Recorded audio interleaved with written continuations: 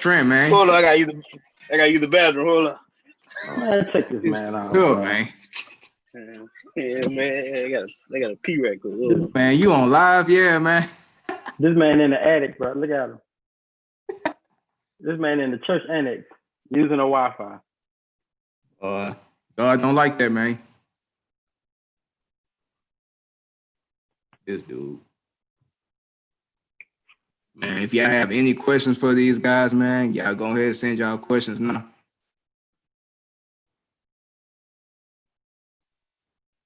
This man really using the bathroom on YouTube Live. Lord, hey, bro. Fans. Hey, bro. I just left the church. I ain't in the church attic, man. I'm in the shed. I'm in the country, bro. That boy in the church stealing symbols. Hey, Trent, bro, let the people see that shirt you got on, man. Man, leadership. I got the leadership. Hey, LLI shirt? Oh, okay. All right. I'll just make a show. What you thought I had on, man? No, I just want the people to know all other all-star bands out there. I ain't hitting. You got both of them. That's where greatness is born from. All right, man. So let's get this part 2 underway, man. So for the people who didn't watch part 1, man, introduce yourselves. Go ahead first, Mark. Well, I'm Marc Ward, Assistant Director of Bands, Memorial High School, Port Arthur, Texas. Originally from Baton Rouge, Louisiana. Also Zachary, Louisiana, is where I pretty much grew up after moving to Zachary from Baton Rouge.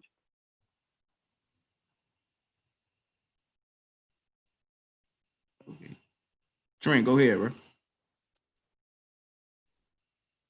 And this is Trent White from Donaldsonville, Louisiana, former director of bands at Donaldsonville High. Grew up in Donaldsonville, and that's where I've been at ever since.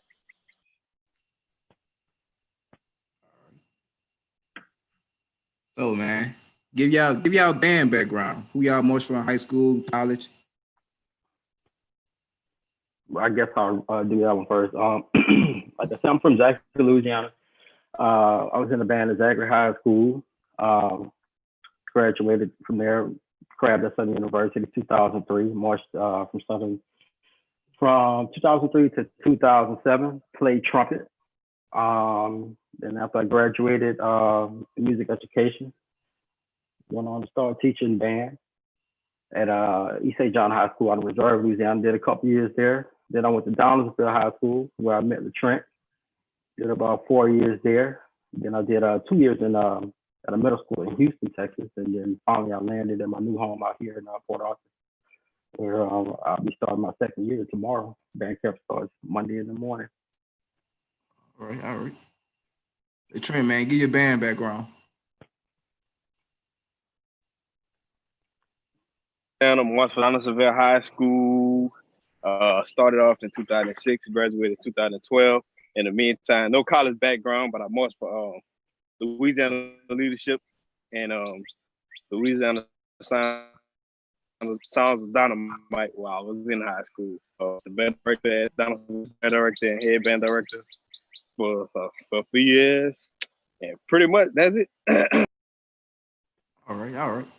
So, man, what are y'all looking for in a band student? I'm looking for someone who's willing to try. That's probably like the most important aspect to me. Oftentimes kids, they just don't want to try. They give up easily. If something seems hard, they'll just give it up. I'm not doing this, I'm gonna do something else. They're afraid of failure. And that's something that you have to overcome. If a child is willing to try, no matter what you throw at them, they're gonna try it. That child's gonna do the most for you. That's really the ones I'm looking for. Ones that just gonna try. I don't care if you miss that note 100 times. If you try, but if you miss it once and just say you can't do it and put your horn up, that's not the attitude I'm looking for. All right, Trent, man, what you looking for in a band student? Doesn't have can't in their vocabulary.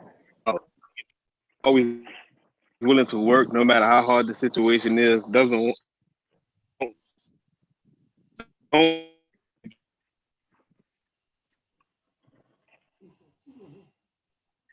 don't want to give up.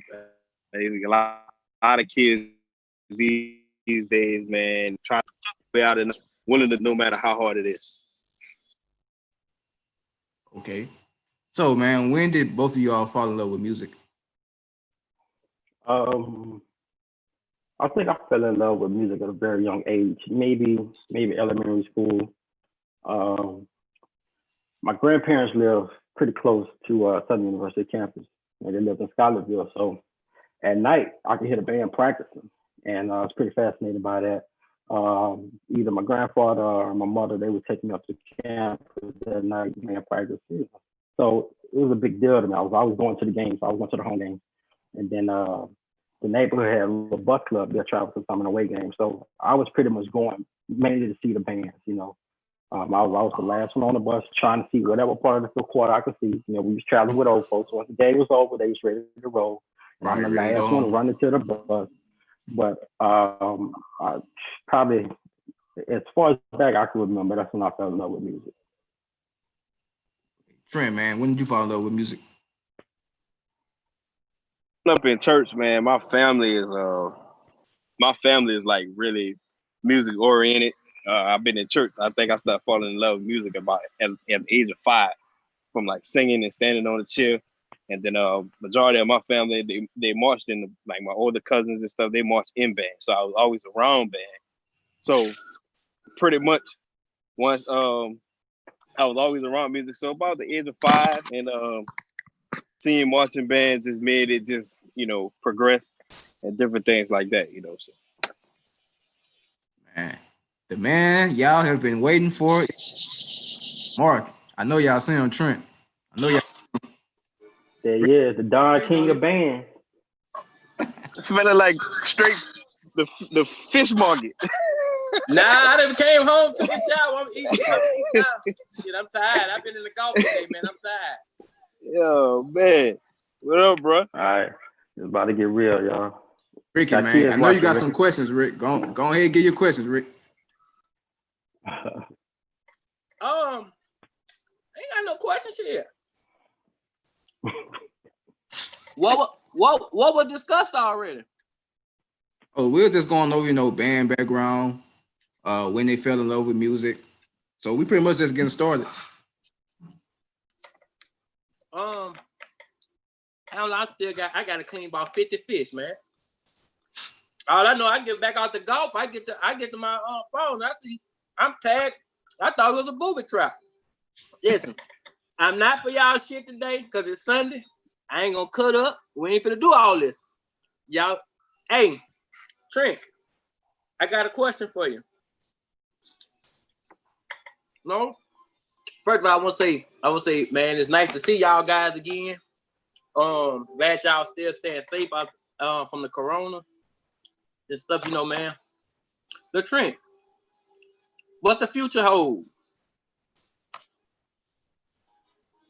God allows it to, though. Huh? Whatever God allows it to. But what you mean? What you looking for? What's the like? You know, what's the future hold? At the director. At Donaldsonville? No, you gonna be an assistant over there? Nah, I don't know yet, bro. Okay. Yeah. You know, I know you capable of going somewhere and taking over a program or starting one. Yeah. I was in the talks. I got a phone call yesterday.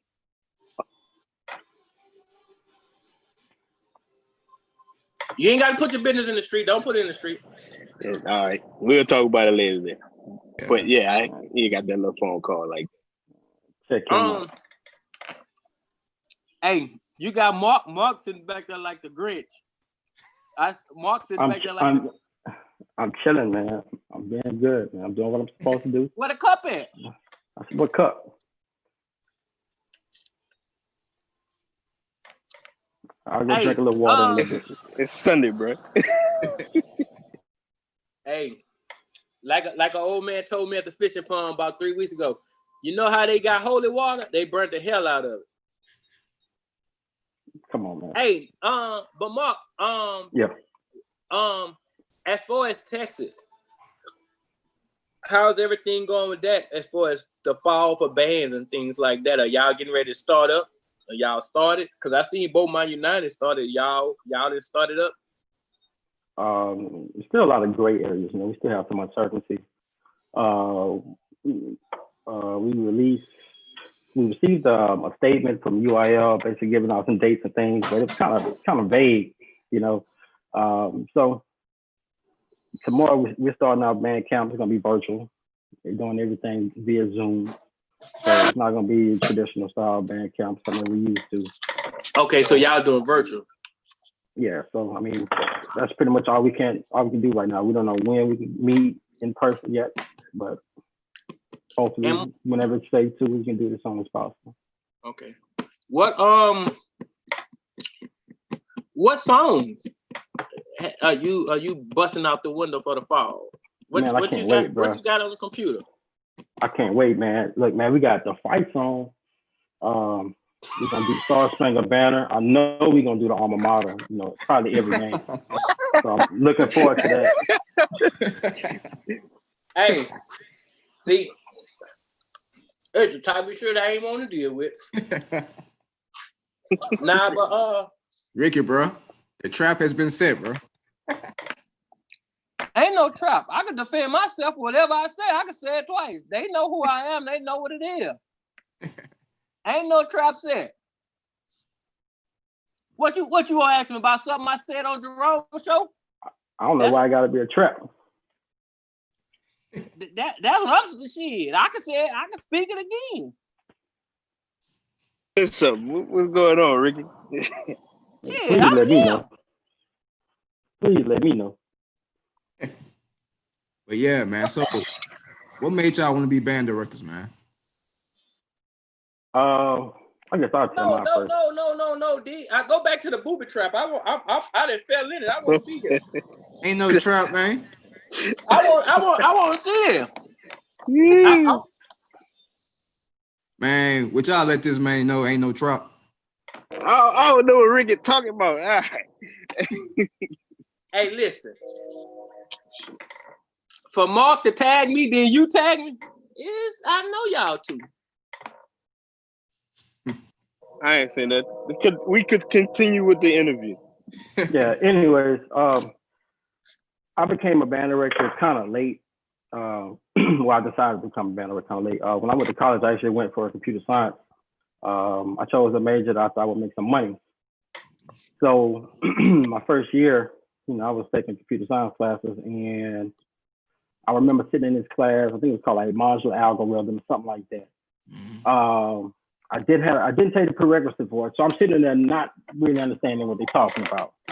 I remember by the midterms, half the class already dropped, but at that time, I didn't have enough hours to drop, so I had to keep the class. I think I was at like 13 credits. That was like a 3-hour class. If I would have dropped it, I would have been under, you know, and would have lost my program. So I stayed in the class, and I remember the teacher. He was just ranting and raving about how he enjoyed spending 8, 10, 12 hours in his office, writing code, drinking wine, eating cheese. Like, that don't really sound like fun. I don't think I want to do that for the rest of my life. I don't care how much it pays, you know. So I was like, and you know, I really had this love for music. And I also remember my senior year in high school, I did a report. We had this year-long report for our senior project. You know, we had to pick a career, find someone in that occupation, and pretty much shadow that person for like 6 or 7 months, and then do a big presentation on it. So I shadowed Mr. Lawrence Jackson, former band director at Southern University, and you know, I got to learn a lot about being a band director. But I remember my senior year, I had a couple of people, like on different occasions, tell me that I was wasting my talent by not sticking to music. I really wasn't trying to hear all that. I was like, band directors don't make money, you know. Teachers don't make money, you know.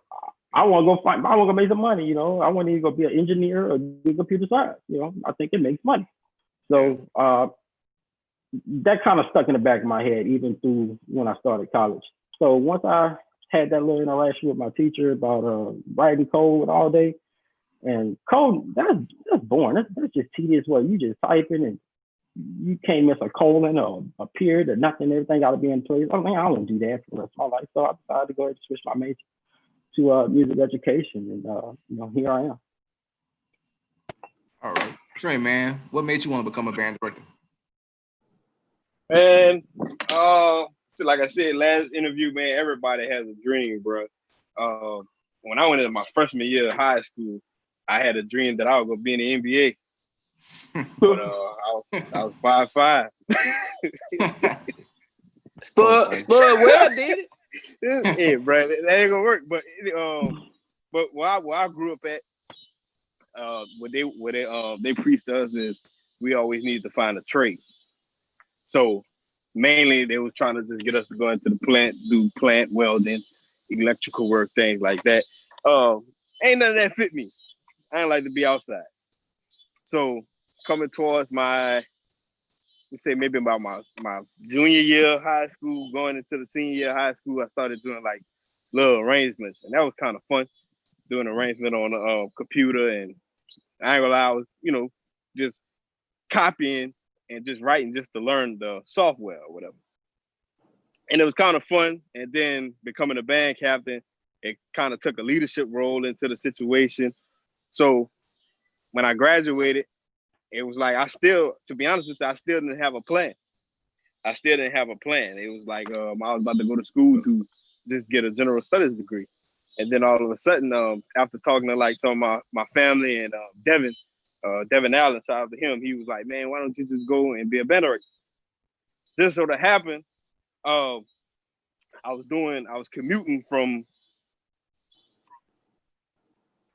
to back home. So they just asked me to just come back on staff and help out after I graduated. And just sort of happened. It just put two and two together. And I was just like, man, look, I'm going to be a band director. Okay. So Marc. Yeah, go ahead.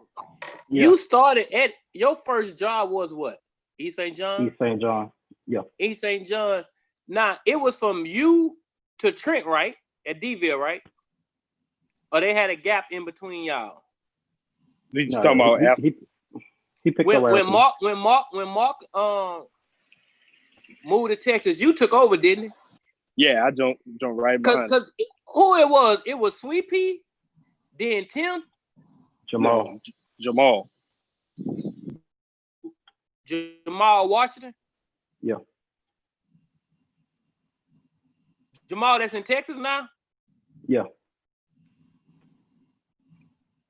All right, Dean. All right. Tim was at the middle school. Huh? Tim was at the middle school. Tim was at the middle school? Oh, I didn't know that. Yeah. I didn't know that. So Trent, question for you. How was it you able to keep hello? Y'all can hear me? Yeah, I hear you. Yeah. Trent me right. Y'all can hear me? Yeah. How much pressure was you under when Marc stepped down and moved and had to move to Texas, you know, better opportunities for his family. When you moved to Texas, how big was those shoes to fill taking over that program? To be honest, it was real huge from what he left it as. You know, winning program, we was first place everywhere we went. I mean, it was really literally second to none. The shoes to fill, they was big because number one, I wasn't certified. So behind closed doors, and they had like, you know, school. Man, get out the woodshed. Go inside. Go closer. Man, I ain't even connected to the Wi-Fi. He out there trying to work on 18-wheelers. Man, I can't go in the house, man. We got noise in the house. Anyway, we good? You got me? Or still breaking up? Yeah, you good. Go ahead. Yeah, you good. Yeah. Like I said, school board leaders, like I said, I wasn't over certified. that program. What you said? Yo, we good? Go ahead. Yeah. Oh, yeah. Yeah, you better. Yeah, so after they had like school board leaders, they was like doubting it because, like I said, number one, I wasn't certified.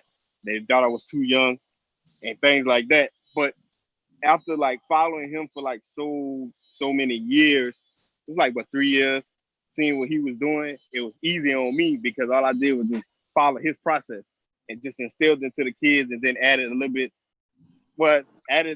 of my identity to what he already had, but we was already had the same identity because we worked together, you know, with the band for three plus years. So yeah, because y'all had a it was who? Marc, you was the head, Devin, Chris, right? And Trent was your assistants, right? yeah. All right. Now, so Marc, how did you feel? How much trust did you have in Latrent to lead the program in his hands? I have a lot of trust in Latrent. I knew he was always watching. I knew he was always learning. Wouldn't worry about anything, you know. Even if he didn't ask for it, I was always giving him some advice from Texas. You know, just telling him what he needed to do, sending the music, you know, things to expect, things to look out for. Just any help that he needed, you know, you kind of walk into the thing blind, especially when you've never been in. You never had to take over band from the administrative side. You know, the music part, you know, it's the easy part. When you got a job with all the paperwork and things, POs, stuff like that, you know, I just kind of walking through a lot of that stuff. Oh yeah, and also knowing that DVille always gave their battle of the band inside, and Latrent gave his first battle of the band outside this past school year. Latrent, how good and like deep inside you felt when you knowing your former, the guy that left the band and you came down all the way from Texas with their program to support y'all? How did you feel? How was heartwarming was that? That right there was overwhelming. That was the first commit that I had for the battle of the band.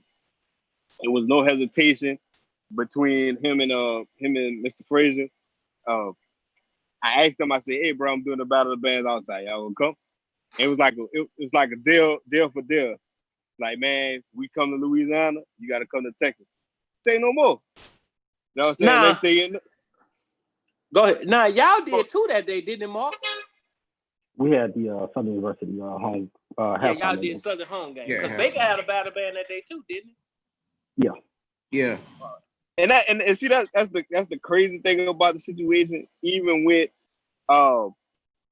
Southern, when I asked them first, but then Southern invited. You know, some cats, man, they'll be like, bro, yeah, man, we going to Southern and then we gonna go back home. Coming from Texas, then going to do a college halftime show, and then driving from Southern to Donaldsonville, and then back to Texas, and all in one day, bro. I was like, that Sunday, I was like, man, that's crazy. I mean, that was really overwhelmed. Even shout out to the other high school bands that came, but especially with them, and then the reputation that Port Arthur has. You know what I'm saying? And in the southeast, the southwest region, southeast region, one of the top marching bands in competition. I don't know last time they lost a battle of the band, and for them to when the last time y'all lost, Marc? I don't know. maybe I want to say maybe 2013. I think the streak started in 2014. So that's 7 years though. Damn. So it went from Heyman at Washington Marion to Everson to Ked, then to Port Arthur, right? That's the undefeated streaks, right? That's what I see. Man, 7 years in running, man. That's 7 y'all years. the kid. And get what? They travel a lot of places. Yeah, that's the crazy part. That's the crazy part. So, Alex say 2015. Yeah, 2015. Man, that's still a long time. Right. So, Trent, if you do decide to go to a new program and get your feet back on get your feet back and get yourself back in the game, get your feet back in on the ground running, what would you do? What would the first thing you do to recruit kids and to make sure you have the numbers that you need in every section. What's your plan of attack for that? Oh, well, first thing is I got to go back and get my degree. So my first goal is right there is just to get certified and graduate. But to recruit, man, I just use my personality, man. I try to relate to every kid, not just a certain kid. I go to athletes. I go to just kids that's playing on a Nintendo DS before they go to class. Just looking at a blueprint, and I would look at their previous year and see what they had and how they was looking, what can be done, what can be different, what they need to work on. So it'll be like a whole outline. That's a lot to explain in one, it'll be a lot. I know that.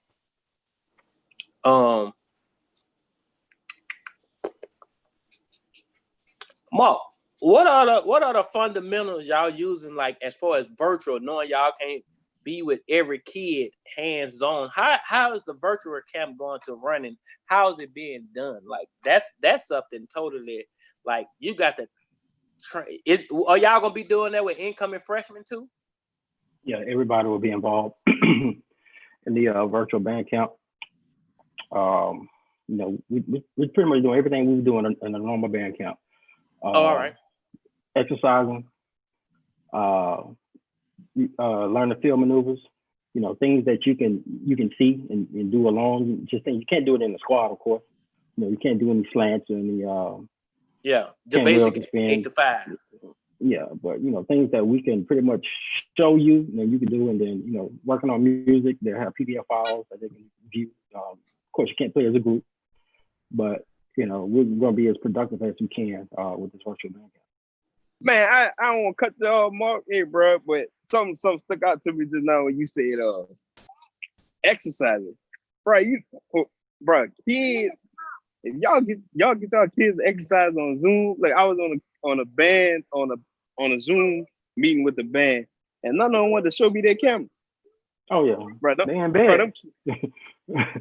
Them kids that Port Arthur, man, I must admit, bro, they be willing to work, dog. That's a whole different breed. Bro, it's like, and it shows because, like, when they pulled up to y'all battle the band, Mark came, Mark talked to me, we talking things like that. Because we had just got there when Port Arthur made it. Me and D. And Mark was walking up. Alex went ahead, and Mark was like, y'all line up 2-man front, drum major, let's go. Them kids got in 2-man and walked behind Mark with no issues. I say, look at the discipline and structure they got with them kids. You don't see that everywhere. Most bands, you say line up in 2, they finna get in 1, 3, 5, and 9. And you gotta hit a band at the cuss, because that's the only language they understand. Man, Mark sent me a video one time, bro. I was amazed. I think they had to do something on the news for like 5:30 in the morning, bro. And to be honest, man, you be looking for some of them kids. Some of the video looked like it was the whole band there with no hesitation. Even he sent me another video. I think they was practicing for a field show, and they had a big puddle of water. They practiced on the parking lot. They had a big puddle of water. A normal kid would have went around. Man, them kid was stomping in that water like with him there.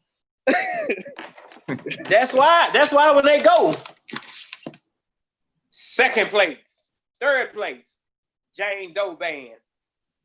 Second place, John Doe Band. First place, Big Band Division, all the way from Port Arthur, Texas, Port Arthur Memorial High School. The dedication. When you can get the dedication and discipline and drive out them kids, that's the result. That's the product you're gonna get. Oh yeah, yeah. Shout out to Trent and Alex. You know what I'm saying? They do more war coming in. Trent, Alex, and Mark. That's Voltron over there, man. Yeah, man.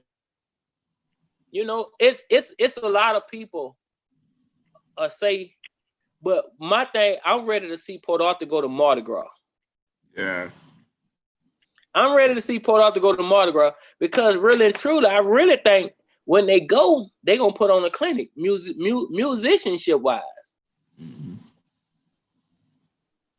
Hopefully we can get there one day. We working on it, though. hoping to be able to get to New Orleans. Y'all got, because our schedule is different from our Louisiana schools. You know, we don't get that money into it. So our schedule is different. You know, we don't get that money into it, y'all, from Mardi Gras. So for us to have to do that, we have to take a school day. Damn, so, y'all don't? hopefully, no, we don't. Of course, Mardi Gras is not celebrated in Texas. So, you know, hopefully. They do the parades in Galveston. That's it. Yeah. So hopefully, you know, we can get to New Orleans and, you know, maybe make a couple of Mardi Gras parades and kind of getting those in those trenches and in the war grounds and get something going on. Man, y'all very prolific out there. And Trent, man, I'm ready to see you back in action, man. Like right. And you know, and the thing is, man, to be honest, I'm happy Byron got a job at DVL, but it hurt me to see that you was let go in such a situation after you didn't put all your heart into that program, into that community. The average person don't care about their alma mater like you care, bro. You know that's like disheartening to me. Say, Mark, man, hold on, man. Somebody in the comments said New Orleans Who bands is BJ anyway? up and down. Who is that? Who is I this? don't know. What was the comment or question? I didn't hear it. They said New Orleans bands would shut Port Arthur down if they came down from Mardi Gras. You got any comment for that, Mark? Okay, well let's do it in order. Let's start in the fall. You know, I would love to see you guys at a field show battle of the bands. We can start there. And then, you know, we'll come and do a parade. And I would also love to see you guys for concert band season. So it could be just sequential. You know, we can do fall, we can do parade season, and we can do concert season. You know, so let's attack all of those aspects of the band program. You know, any more questions from that person? You about to exit the line. Uh-oh. Hey, Mark, how many band rooms do y'all have? We have one band room. I thought they used to have two. We have a band room. We have an ensemble room. It's pretty much attached to the band room, but so it's like one main band room. I mean, the one like Beaumont Central had back in the day. Yeah, I've never been there, but I heard about it. They had a band room in the front. They had a big band room. Then on the back, they have a band room in the front. Then on the other side, it's like the orchestra and wood and like ensemble room. Yeah, the ensemble room is much smaller than the main. Yes, it's much smaller. Shout out to Helen Cox. Got Helen Cox High School in here. They asking is Port Arthur from Texas. Yeah, Port Arthur. They're in Port Arthur, Texas, man.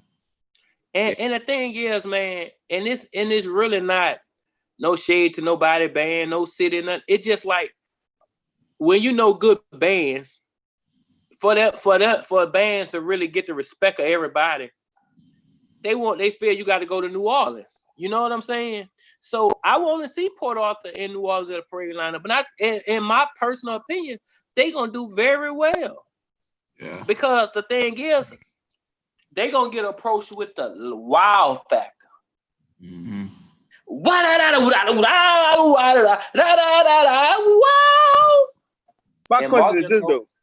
My question is this: why you gotta go to New Orleans to get your respect? I mean, that's just my opinion. Hey, listen.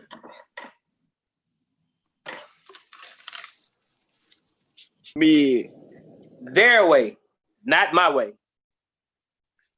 You know, I don't understand it. I mean, if you look at it, you got New Orleans bands.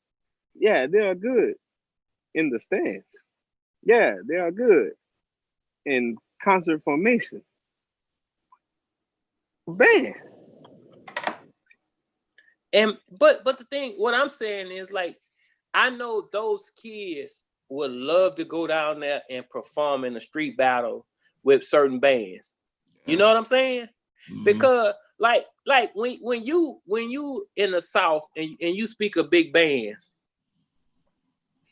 and you talking about like when you talk about bands in the South, people say, oh, the Landry Walkers, the Cars, the Schuylervilles, the Baker, the different things like that. You get what I'm saying? You never have, oh man, them guys from Port Arthur doing a phenomenal job over there. Them guys from Port Arthur doing this. Them guys, you never have that. And I don't know if it's because y'all haven't been to New Orleans and performed yet. But when y'all go, everybody gonna be like, damn, now the people that have seen y'all, like Jay Spitter, who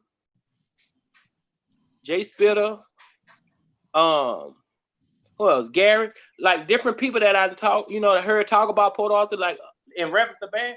Everybody like what y'all got going on, like what y'all doing. It just like people like what's a boy name at Booker T? Emmanuel. Yeah. Emmanuel been consistent for the last 2-3 years.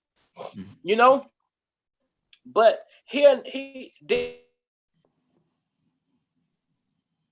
just don't get that exposure. They'll never bring up Emmanuel's name. Even Huntington Shreveport, they very consistent. You know what I'm saying? Shout out to Huntington. It's band programs that are consistent year in, year out that are left out the equation. Man, somebody in the comments said Baton Rouge bands will outmarch New Orleans bands. What y'all think about that? True or false? No, that's 100% true. I mean, stating the obvious. I mean, the last time I seen a band, a New Orleans band, outmarch a Baton Rouge band was maybe 2011.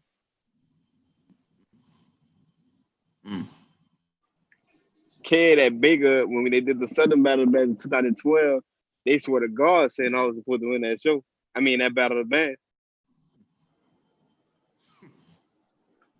What was the argument? I might be I can speak on that. Yeah, St. Aug show was very difficult. It was. But if you look at the beginning, they had errors in the show. It got sloppy. Kid was here. Kid did what Kid do. Mark, man, what you think, man? Somebody said Baton Rouge bands will outmarch New Orleans bands. What you think? Well, I have an opinion on that, but I'm not gonna share it. But what I can say is this: you have to look at. I mean, you gotta look at the stats. You know, when you see these marching competitions going on, I mean, who's there? Who's winning? You know, I couldn't tell you. You know, I can't think of the last time a band from that area won a marching competition versus a Baton Rouge band. Like when Ricky went through schools that, you know, they're pretty dominant in marching competitions, you know, not one time did he name one from that area. You know, no knock on New Orleans, and I kind of understand it. You know, St. Aug is, you know, they were known for the marching pedagogues on the field. You know, they were, you know, you held them on the pedestal. You know, when it came down to field shows, you know, you couldn't match that. But what other programs are doing that same thing, you know, on the field? You know, a lot of these band programs are great, but when you look at them on the field and being dominant, being a threat, you know, going out to these marching competitions and, you know, and putting up a fight, I mean, I can't think of many. Okay. Man, so what has been you guys' best band moment as a band director? What's been y'all best moment so far? Me or you, try?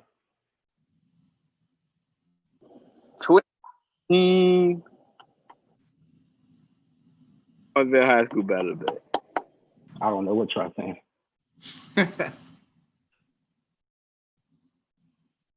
Try, man. We can't really hear you, bro. Man, I gotta get out of Liverpool, man. Hold on, dog. Oh, can you hear me now? Yeah. Stand up, man. God damn. 2013, fall 2013, St. Martinsville High School battle of the band. Yeah, that's mine too.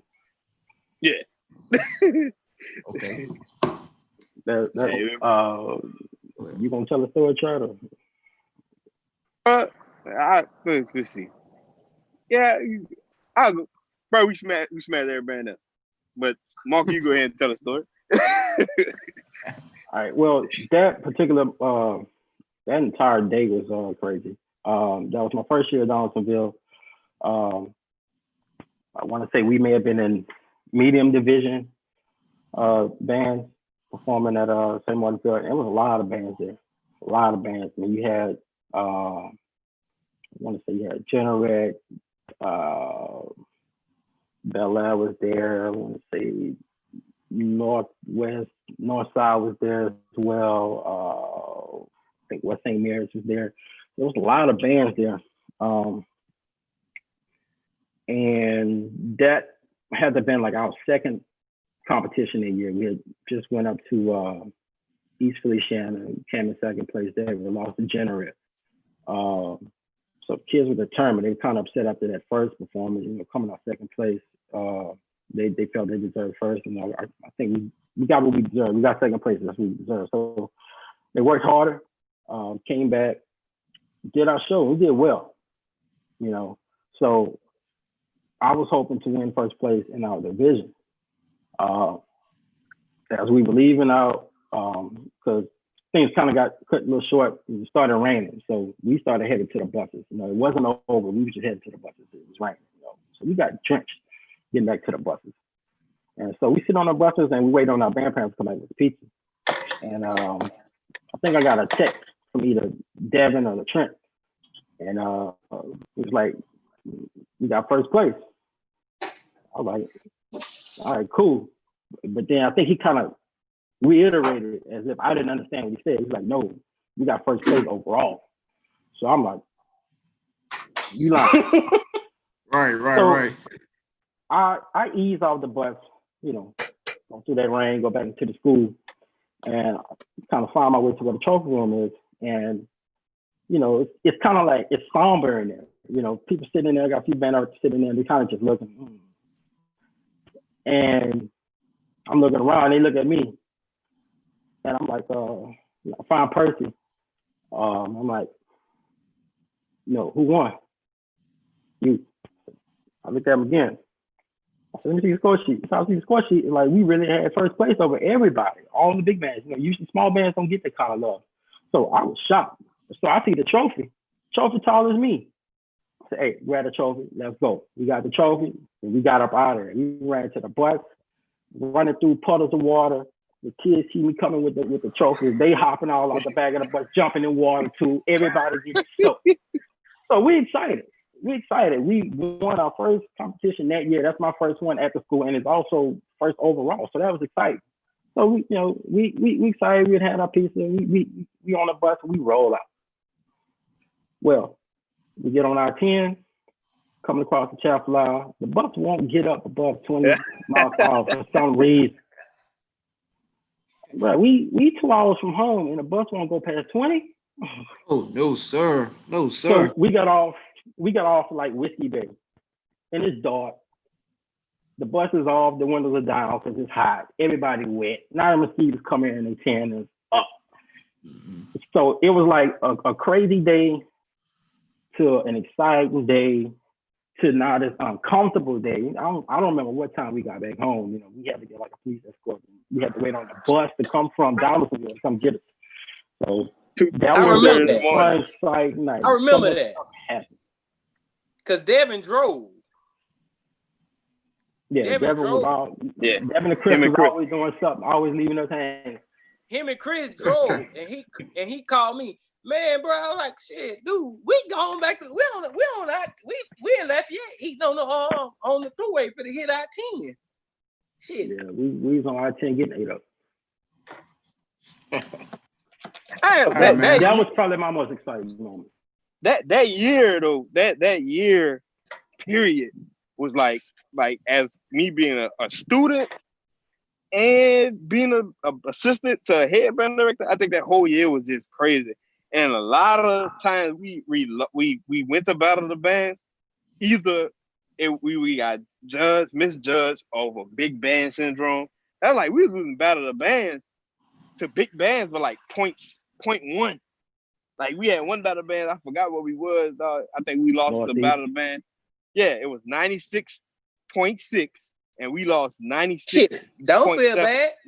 We did St. Martinville 2014, and one of our judges sheets wasn't turned in.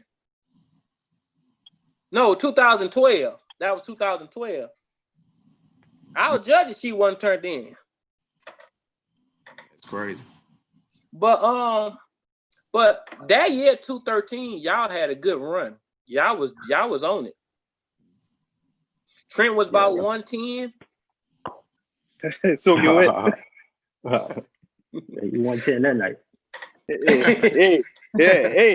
Hey, bro. That between that year and let's see, yeah, from that day all the way to like when Marc left, man, I think we was dominant. Like, period. Wasn't scared of nothing. Big band, small band, whoever want to get that work in. We both had look. We all had that we had that big band, we had that small band, big man mentality. We don't care how big it is, let's get it. Let's crank. You can't, a lot of people be scared to battle big bands or small band, but that make your band push and go back in the band room and want to, you know what I'm saying? And do and win. Go back. Smash Time say that's why they got to come to Smash Time battle.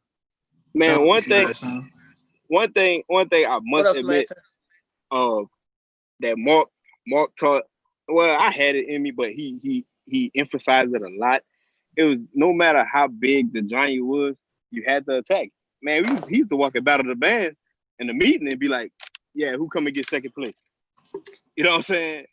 We going on the field first. He was arrogant because he walked in there and then what he do, Latrent? He walk in there and put his hand in the pocket and look like this. And walk out knowing you finna be messy in a gym. Oh yeah. And then on the other end, you looking at me. I'm trying to set somebody up to fall for the trap. Don't get no. It was plenty of time. He would be like, "Man, don't start nothing in that gym." Soon as you walk out that door, let's go. Stand up. It's about to go down. Hey, to be honest with you, man, that was like just sitting a cake next to a fat kid, just saying, "Don't eat that cake." You know what I'm saying? It was like, I know Trent will do it. So it was kind of like, do it, but Trent did all my dirty work. Hey, Trent, I guess me and you get the title of the bad guys. Because when Tamika used to walk in the band director meeting, they knew one thing: I'm blowing at somebody. I don't care if it's your flag team. I'm gonna blow at your head. Hey, bro, I didn't care. I didn't care if you had 12 or 212. I was cranking on you. I think after 2014, the battle of bands kind of took a decline and like intensified. You know what I'm saying? Like they kind of like the momentum. Like it used to be excited to go to battle of bands. Now it'd be like, who gonna be there? Right. Like I think after the last battle of band in the fall, people start talking about the spring battle band. They have like, how many battle bands they doing in Houston at MLK Day? 2 that weekend? Yeah, I think it may just be 1 now. It was 2 at one time. But that's supposed to be a big old event, but everybody focus on where the monster's gonna be. Port Arthur, after November, everybody wanna come see who's gonna be at Port Arthur Battle Band. What you mean by they want to go where the monsters want to be? Because I done seen a lot of directors, when they hear where the monsters gonna be, they going somewhere else. So what you mean? You mean like the crowd? I heard that too. Because I mean, like the band heads. I'm about to say, because I can send a list right now and be like, "Yeah, Port Arthur gonna be here, Scotlandville gonna be here, such and such gonna be here," and then gonna be like, "Yeah, man, we got tutoring that day." What? Yeah, I gotta talk to my principal. You've been going everywhere, but now you gotta talk to your principal. Yeah. So make sure you say crowd. Don't say that's where they want to go. Boy, y'all petty. Hey, it's true. But the thing is, man, like I'm gonna tell you one band director that supports everybody. But then when it comes to his event, the same 4 or 5 people come. Al. Where's this man going? Shout out to Northside. Yo, yeah, they got a question in the comments for y'all, man. Somebody said, do you think Battle of the Bands will move to a rating system instead of ranking system? Do they mean a rating system kind of like concert band festival rating system? Yeah. And No, that ain't gonna work. I thought of that a lot. I mean, that's how we get rated out here when we go to URL Marching Festival. You know, I thought of that in, you know, the traditional band style. Doing it that way, I believe that you will have a better turnout towards bands participating. Because I think what's happening is just like what Trot said, you know, some band directors find out certain bands are there, you know, they might just conveniently be too busy or occupied to attend. But if you're coming and you're getting ratings, not in a really first, second, third place, you're going to shoot to get that 1 or 2, or whatever the goal that you set for your band. I think that it kind of have like a different turnout. You know, I don't see it being a bad idea. You know, I like that idea. I would love to see it try. It'll be a good thing, but then everybody will be complaining. Well, I ain't coming if I ain't getting no trophy. You're gonna have a backlash. I mean, my thing is, I think there should be you should still have both. You know, I would love to see both aspects of it. I would love to see that be like that one like regional or national style band festival. You know, where you know you don't just see the core style. You know, you see all the styles of band.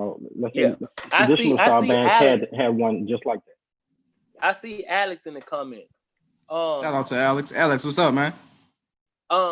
They have that national regional battle of the band. I think that's what it is, where all the different bands from all over all over the country come. Do you ever think Port Arthur will go out and participate in that? That's up to Alex. Comments. No, I'm just asking, because I feel y'all can go there and win it. I think that we probably would, just depend on dates. I don't see why we wouldn't. Okay. The one Whitehaven be going to, used to go to, I don't know if they still go. Yeah. Where Whitehaven and Minor High and all them be going. Okay. This a question for y'all for Mark and Trent. Who's that one band that y'all haven't seen yet that y'all want to see? I don't know. What they mean, like battle, or just want to see a band? Period. Yeah, battle. Whoever get off the bus. Yeah. Saint Helena, man. Social media stuff. Shout out to Fry. Fry era, mellow Fry era. Hey, bro. You talking about smoke, man?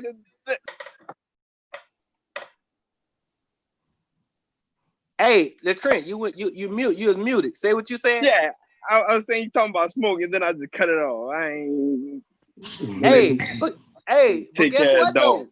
But guess what though, Trent? I say this. I watched Mello St. Helena come to New Orleans for the Endymion Parade and jump in the battle. Jump in it.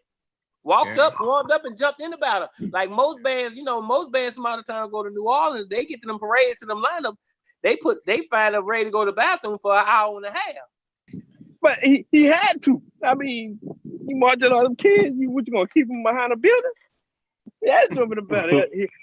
He had to make a name for himself. I must say that he had to make a name for himself. So I respect that, jumping into a battle. Now, my question is this: who did he jump into the battle with?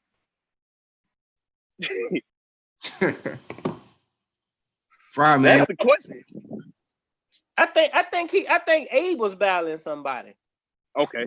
All right. Well, I respect that. Yeah, he was up there. He was in the front where the bands was. Yeah, they were he wasn't all the way in the back where the last float make a left turn to get on the street when everybody else, when Talladega and already got on the bus from the beginning.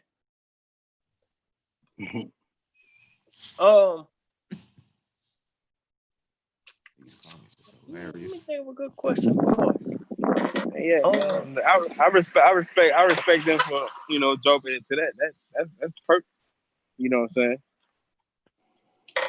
What was y'all favorite band song that y'all ever wrote? I don't have one, to be honest. Mark, did you ever? Didn't you write "Spirit of the New World"? Yeah. Who played that? LLI. What year? I want to say 2013. That was a cold as a rain. You made me go listen to that song. Gee, Wildflower too. Huh? Wildflower. Who is IMBJ? Man, that's my little homeboy, man. Don't worry about him. Oh, Mark, man, we got another question for you. Okay. Said, what was it like participating in LLI coming from a corp style band? Oh man, this must be somebody that know me. I'm coming out of Zachary High, playing the corp style band. You know, I was a musician at the time already, so that wasn't the problem. You know, I get in there, and I remember kind of just walked in. You know, didn't know anybody. You know, the band is pretty much Baker, Glen Oaks, McKinney. You know, those like, as far as attendance, those like the top three. So I had to kind of like get in where I fit in, coming up by myself, everybody looking at me crazy. And I remember Trent kind of like put me on second trumpet. I was like, I ain't did that since like ninth grade. I don't do second trumpet. And I'm gonna ease on down here with these first. So we started playing. I ain't hear myself. I wasn't used to that. The band was loud. I mean, these people around me doing some things I ain't never heard.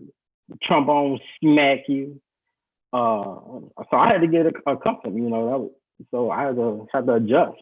But it didn't take long. You know, I knew I could play. So that's how I made a name for myself, you know, just by showing that I could play. And you know, it's like, where you from? I'm from Zachary. You know, never respecting Zachary High band, you know. We weren't a show-style band, you know. We weren't going to the battle band. We were going to do our own thing, you know. So they were respecting that. So I had to really make a name for myself coming out live from a course officer. Okay. Man, what was some of the best advice that y'all received?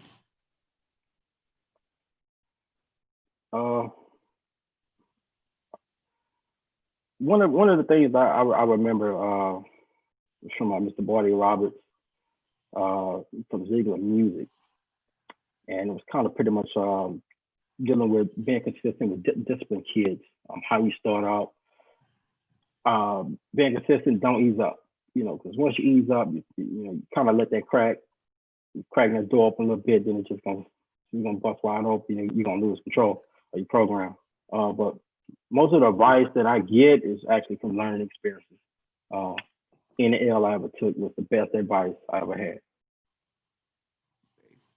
Trent, man, what about you? What's some of the best advice you ever got?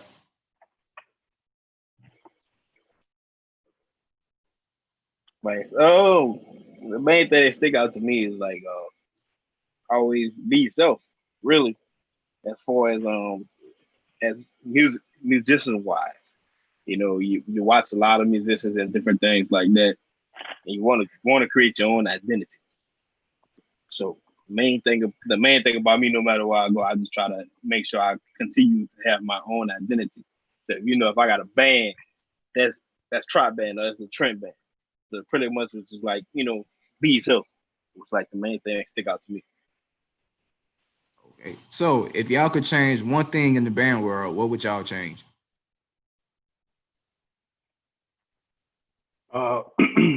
If I could change one thing, it would be the acceptance of traditional style programs. I don't like the way that traditional programs are looked down on. You know, band is band. I don't care what you're playing. I don't care what you're doing. So it sound good, it look good.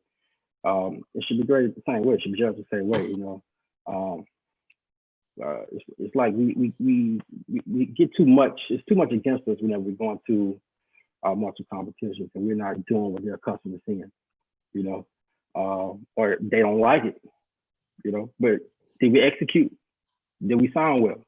You know, we deserve that one, just like that band that roll step the whole time. They did 8 to 5 or 6 to 5 roll stepping, playing the piano the whole time. You know, we play with a little volume, we play with a little aggression. You know, we play with a little more intensity. You know, respect our craft, but also I wish that we had a better representation from the traditional band world.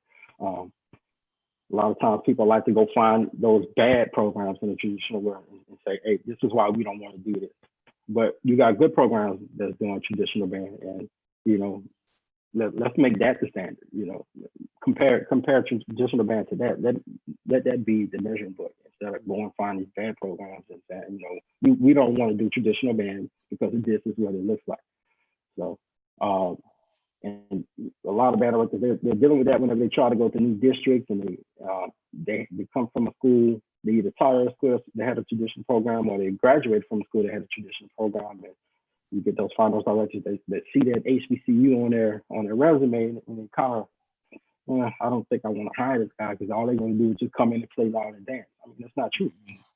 At least interview them and give them a chance, and you can find a philosophy on band. So I just want the traditional band programs to have its the respect that it deserves. Okay. Trent, man, before you answer, hold up. Let me address these two dudes in the comments.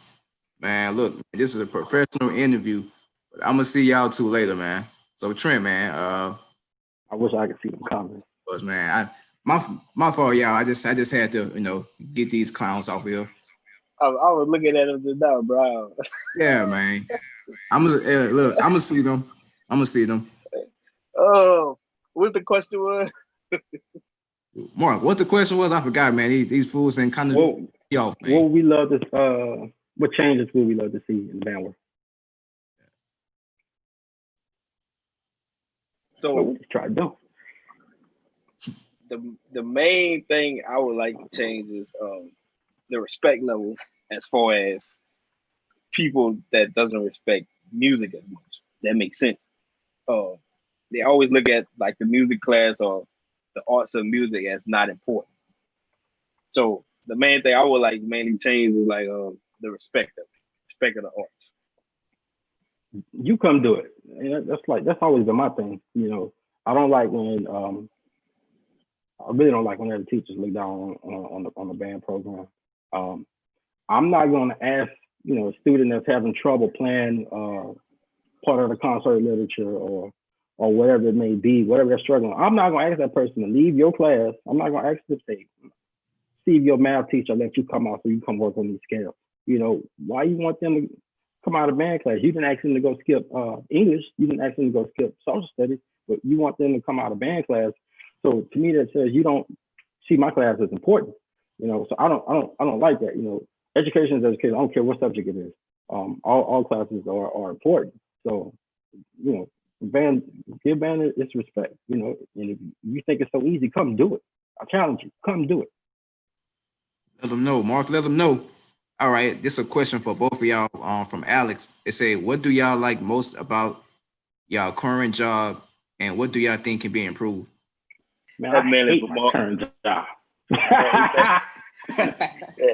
Yeah, I hate my current job. I wish the headbander would get off around there. No, man. I mean, I love my current job, man. I feel like a band director again. I'm more in touch with the music.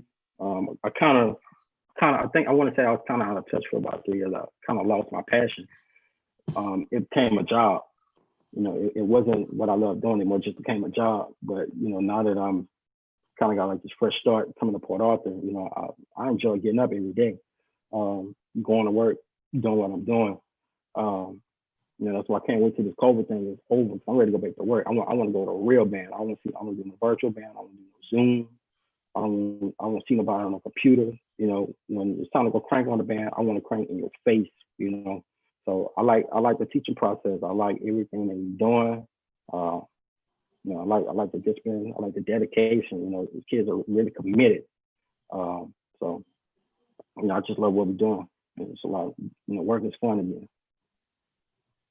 Okay. Trent, man, what you love about your current job, man? What would you change? That's funny. No comment, man. No comment. No Say, comment. Mark, let them live, Mark. Let them live, man. Hey, man. Oh, damn. Say what I like about my current job.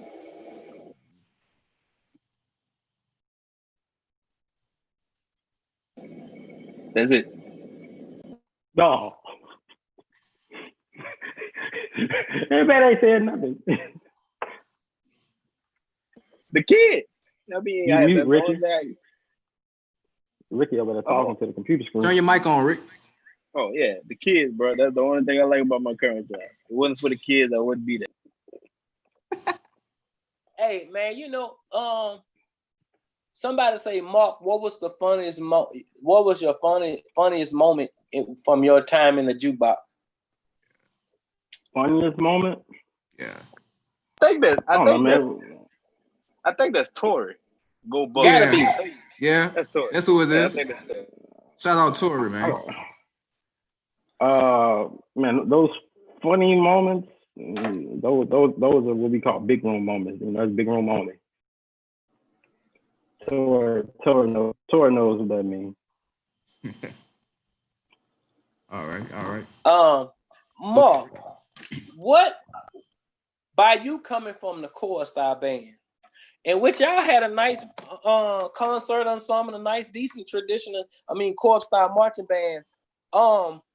What things that you learned on that side that you bring to the traditional style marching band and apply to your students that like concert,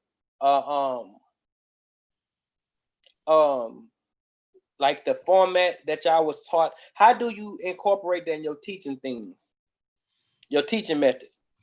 I didn't change anything I learned from core style as far as teaching in the traditional style setting. The way that we counted music or the articulation, the syllables, whatever we use in traditional core style, I communicate the exact same way. It may have evolved a little bit coming under Isaac Gregg, Mr. Knight, Mr. Jackson. I may have used some of their terminology now, just to kind of communicate what it is that I want them to do as far as musically, just to get that aggressive sound that we're looking for. But yeah, it's really the same. A lot of people don't know it. It's really the same. Okay, man. What advice would I give an up and coming band director? Are we talking about someone who's still in school, or someone who just kind of like just started teaching? Yeah, someone who just started teaching. Just getting their feet wet. All right. I would say be organized. Have a plan. Set some goals.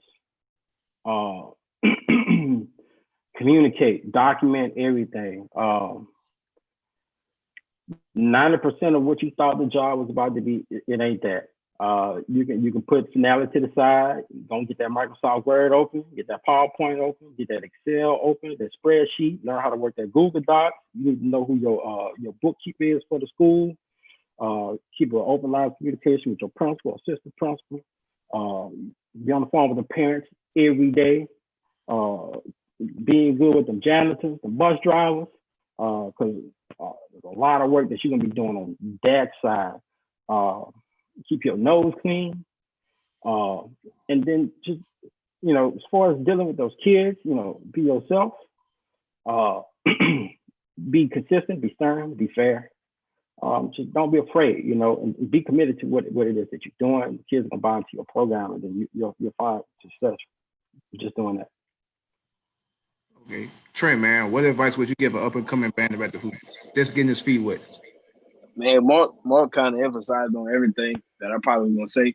But I would add on and say, always be looking to take advice from people that's been there in that spot before, been in a situation of being a band director at any school before, because they already took that pathway of starting off. So always have open ears for any advice somebody take you. Give you. I'm sorry, somebody gives you, and take it and uphold it as much as you can, because like I said, they already had their first year out of the way, and you're going into your first year. So. Okay. Ricky, man, you got any questions? Unmute your mic. This dude, all right. Ricky typing in the comments too. You see him, huh? What he doing? I'm looking at Ricky. Where you at, man? Ricky, man, take your turn. Yeah, all right. I'm sitting up here looking at these little dudes, like just on a live interview, saying the comments that they're saying. Right. And I really want to get on Jay. Which one is Jay? D? Scotlandville? No, Jay went to Bel Air. What he played? I don't think he played in the band. He just a goofball. You don't sit your band group and looking ass down here. Bring your diaper ass smelling, need silicone around the waist, pants wearing ass little boy. And Spud, sit your diaper ass looking ass down somewhere, boy. Collect bottom top. Sorry, JJ.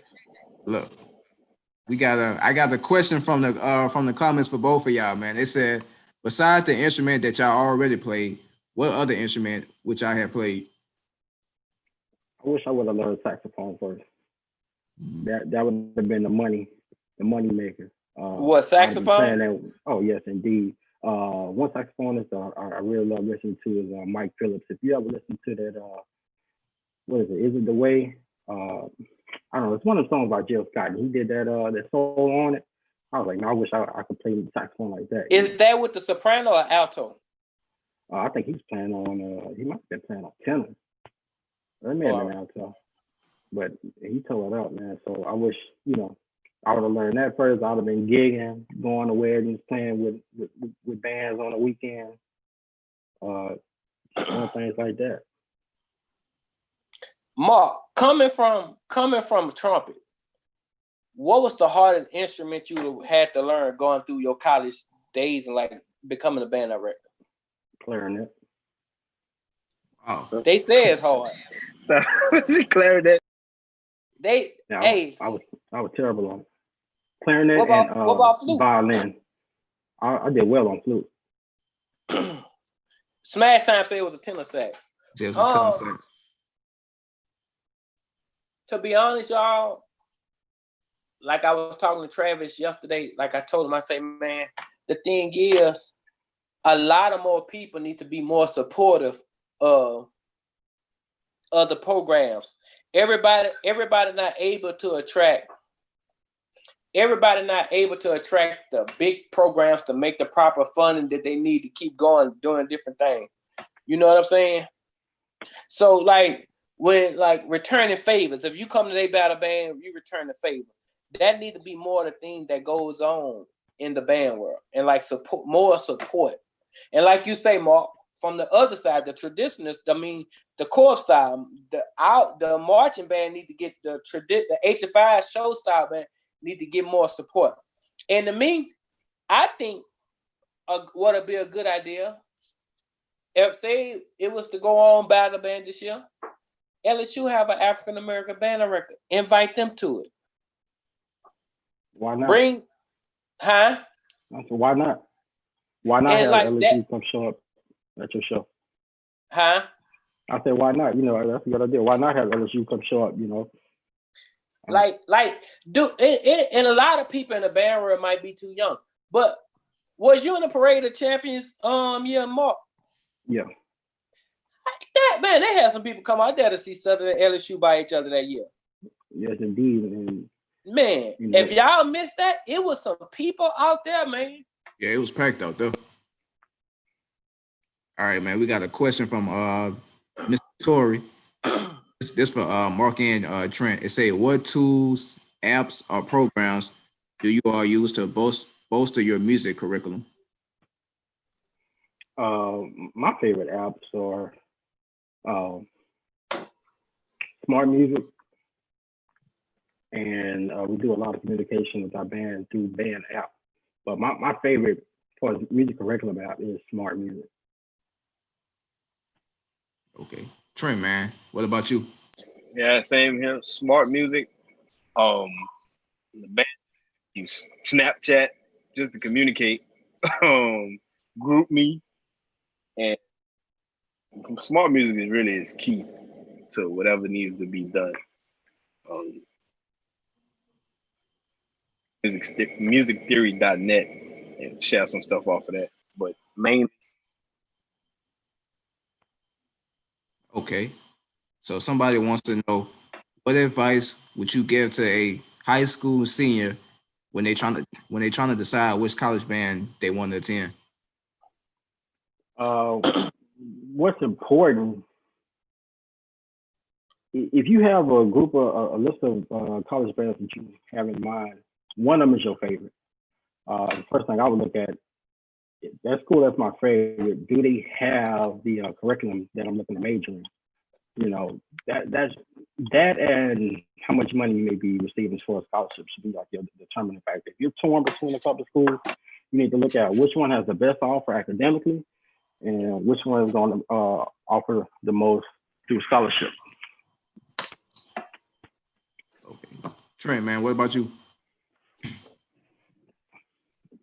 Wherever the money is, man, go ahead and get it.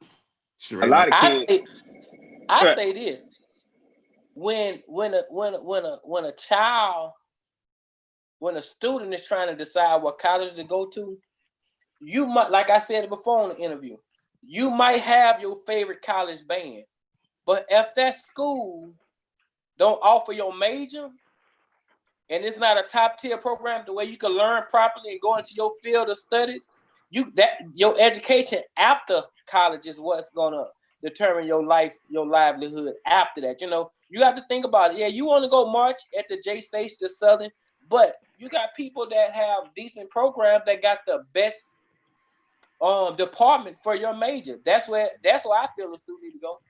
Mm-hmm.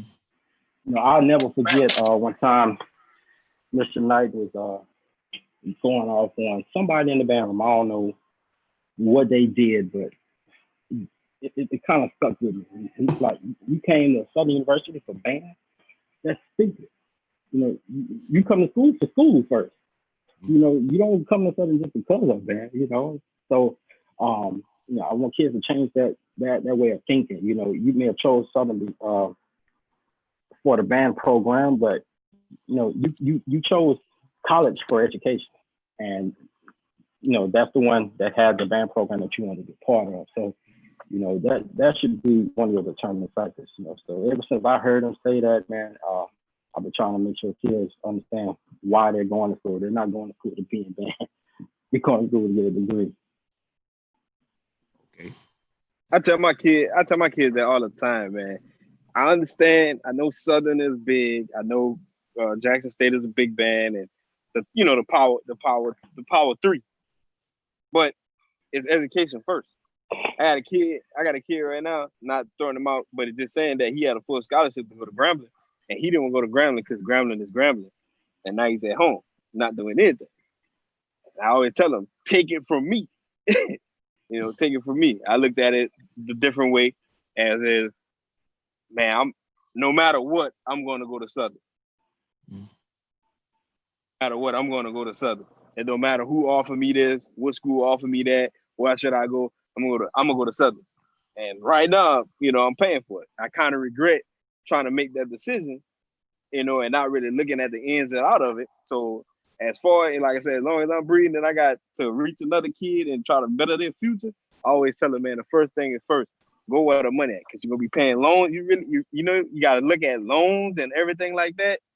So take advantage of who's offering and what's your major and stuff like that. Okay. So Mark, man, question for you, man. What was your personal favorite song while you was in the band at Southern? Man, I had a lot. I think there's one song I really like playing. I can't remember the name of it, but I like playing Amazing a lot. And then what, 2005? Yes. Yeah. Love Solid. You know, those are a couple of my favorites. A lot of night arrangements. I really love playing. Okay. Got a question for both of y'all. They say, what's the biggest tip / advice you learned that helped you overcome the doubt in your band years? As a director or as a student? As a director. Repeat the question again for me? Yeah, so they wanted to know what's the biggest tip or biggest piece of advice that you all have learned that help you overcome any doubt in your band years as a band director? Uh, mm, One thing that really stuck out to me ever since my first year teaching was a comment from Nathan Hamer. They just put on the scoring sheet. Attention to detail. So attention to detail, I apply that to everything. Marching band, attention to detail whenever I'm writing music. I really pay attention to what I'm doing when introducing the music. And I really started doing that a lot when I got into teaching middle school. I had to become very patient teaching middle school. And my goal was to get as many kids as possible. You know, I had to understand that, you know, you're not gonna get 100%, you know, achieving whatever it is that the goal was for that day. You're not gonna get 100% doing it. You know, kids have different learning abilities. But you really pay attention to what you're doing. Your band is gonna be a lot more successful. You know, when it's time for them to get out there and perform the music, you know, you should know what to expect. You know, you shouldn't be out there cross your fingers hoping to play the music correctly or doing the right thing. You know, if you fix that wrong note in rehearsal, or you fix that articulation or dynamic contrast or whatever it is, you take care of that in rehearsal. Attention to detail. You won't have to worry about that. You know, and I think that started to show whenever we were going to a marching competition. You know, you extract. You know, once I blew that whistle, you know, for the years we didn't have a drum major. And that band started, you know, I kind of just walked off, you know. Once the band started the field show, I walked off. I'm chilling. You know, I know it's on autopilot now. I know they're gonna do what they gotta do. I'm not worried about it. And I think that's why a lot of people keep saying I was arrogant. I was like really doing other things. You guys, Rick, we'd be over there playing dominoes or something. I was chilling. You know, I didn't have a worry in the world because attention to detail. Okay. Trent, what about you, man?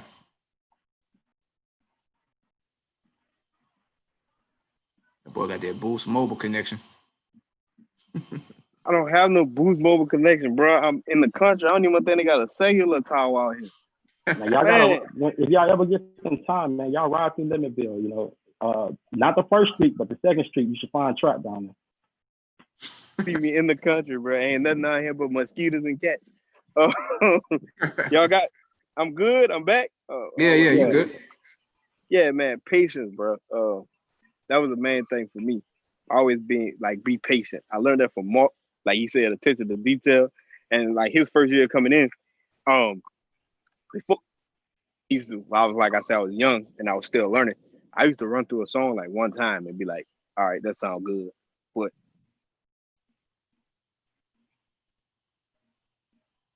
he said paying attention to detail. He said attention to detail. I just said being patient. We was doing what song it was. I think it was Treasure by Bruno Mars. And that dude spent like 30 minutes to 45 minutes on that piece of music.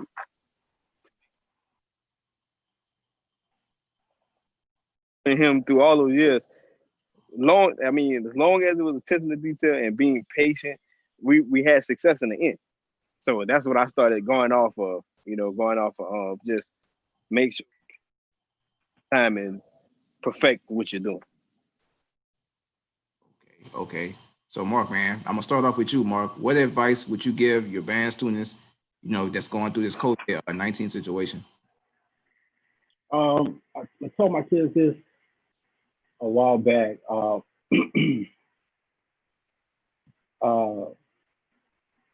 Tough times don't last always. Tough people do. And I just want them, you know, to be patient. You know, I'm very optimistic with this COVID thing going on. You know, I believe better times are ahead, and I believe our best times are ahead. To be honest with you, that's why I'm eager for this to be over with. I really believe like our best times are ahead. Like, as soon as we come out of this, I feel sorry for our competitors, our competition. Okay, Trent, man, what about you?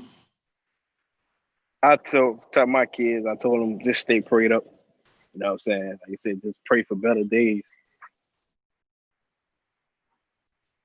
mainly just pray for better days, man. Everybody's looking at it different. Everybody's like, some kids are nervous. Some kids that feel like they like the scenes that just passed. They didn't experience a lot of things at the end, and these scenes that's coming in to their senior year, they looking kind of nervous about what's going on. So I just tell them, man, just stay patient and let God go ahead and lead the way. Okay. Rick, man, you got any questions, man, in the comments? Man, I look forward to seeing Port Arthur Memorial this year. I know Alex and Marc gonna do a phenomenal job. Trent, man, I'm praying that you go get somewhere, man. I'm praying, bro. Because you got too much. You got too much knowledge and wisdom not to be in the game. Like you not being in a band as a band director this coming season is like me not being in the pharmacy. All the experience we got. You know what I'm saying? Man, I pray that God find you a position, find you somewhere where you're gonna be comfortable, where you're gonna be teaching, Man, don't give it up. Don't let the devil steal your joy, Trent. Please don't, bro. You know what I'm saying? D, you got some dumbass little friends. I hate to say that live on your interview. Man, I don't even know half these little dudes, man. They trying to crack jokes, but Rick, they don't bro. realize. Rick, I ain't worried about them, man. But they don't realize. If I wouldn't pull out their mamas, I'd be their daddies. Hey, man, look, we gonna keep this professional, man. Gonna keep this professional. Yeah. But you know, man. Like I say, man, stay humble, stay yourselves, man. And Marc, I got something for you when I come back out there. All right, what you got? It come from Mississippi. I know what it is. I don't want that. I'm not on the moonshine. You can keep that, bro. Rick, man, you can send me something, man, Rick. Rick opened that jar, bro, and it burned all my nose hairs off. Man, I ain't want that. What we was, Marc? Crank fest. I said, I did this. It burned all my nose hairs off. I don't want to mess with that. Nope. I do want to acknowledge. Hello. Yeah. Yeah, real quick, I do want to acknowledge our ninth grade band director, Mr. Larry Oliver. It's kind of like a three-headed monster. A lot of times I think to myself, like, it's really not fair. What we have going on over there. It's really not fair, to have the three of us together. It's like we fuel each other's fires, especially in the fall, want to come out with an arrangement, and we sit in the office and we hear it coming together. Larry come out with one. I'm like, oh, I gotta get back down there and hop back on that finale. And then it's just like it's revolving. We constantly pushing each other. Man, I really like that. It makes the band better, and it makes we make each other better. And I really like I like having that going on. So shout out to Larry Oliver. Okay. And the thing is, man, like, y'all such a humble staff, man. Like, humble. Shout out to Alex Frazier. Yeah, man. Hold on. They real. Who is Al the GOAT? I don't know what that is. Man, Ricky, leave the people alone, man. Rick, man, leave the kids alone, man. No, he coming. I think that's Al Thomas. Is that Al Thomas? Al the GOAT? Because he been coming like on and like saying Mr. They got some Port Arthur kids in here. All right, now. Marc, man, I your kids in these comments. Hope they behaving. Camp start tomorrow. You're gonna have a couple of extra virtual laps. Let them know, Marc. They record a video and send it to you. Yeah. Oh, I see Tori got another question. Yeah, Tori got another question. Tori say, what recruiting strategy do you use to keep the band at a consistent size each year?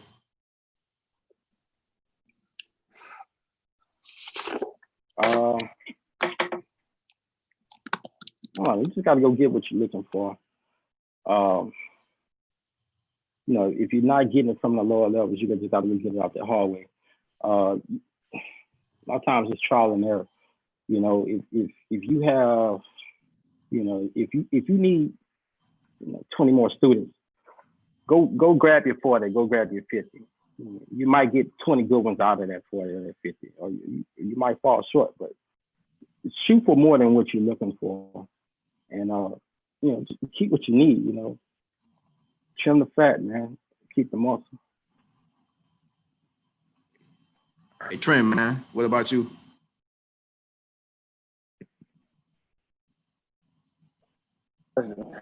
What recruiting strategies do you use to keep the band at a consistent size each year?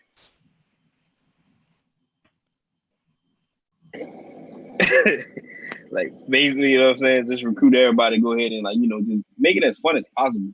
I always say this. I lie most of the time. I don't mind saying it. I lie most of the time. I go to kids and tell them we going to Paris. But by then they in the band for about 2 months and tell them we're going to Paris in April. We just in September.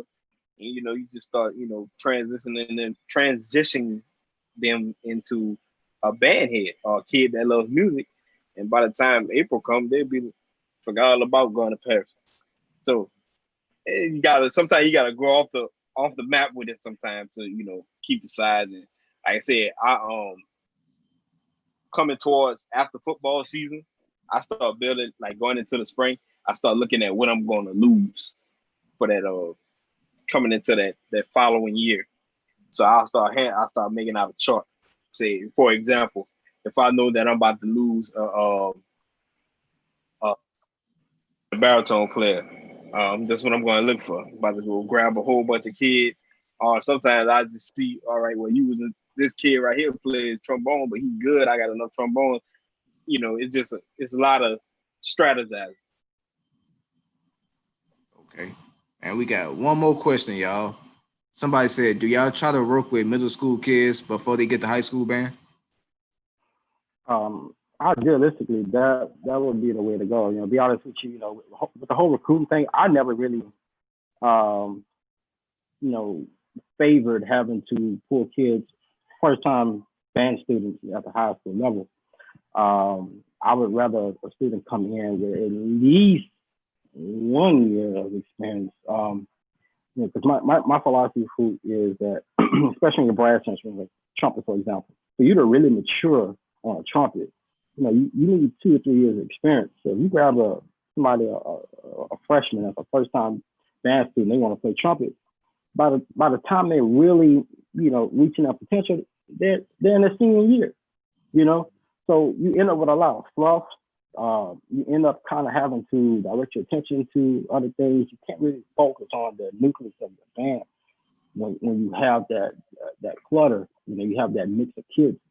So I would prefer the kids are getting the fundamentals at the lower levels. I started band in 6th grade. So by the time I got to 9th grade, I can play like a high school band student, so that everybody that came with us, our band, we didn't have a beginning band class when I was in high school band. We didn't have that. When you was in the band, you know how to play. So he wasn't worried about going out recruiting, going to find random people out in the hallway, seeing who was sitting on the bench at football practice and what in the game. He didn't have to worry about that. All he had to worry about was what was that middle school director producing, what did that 8th grade class look like.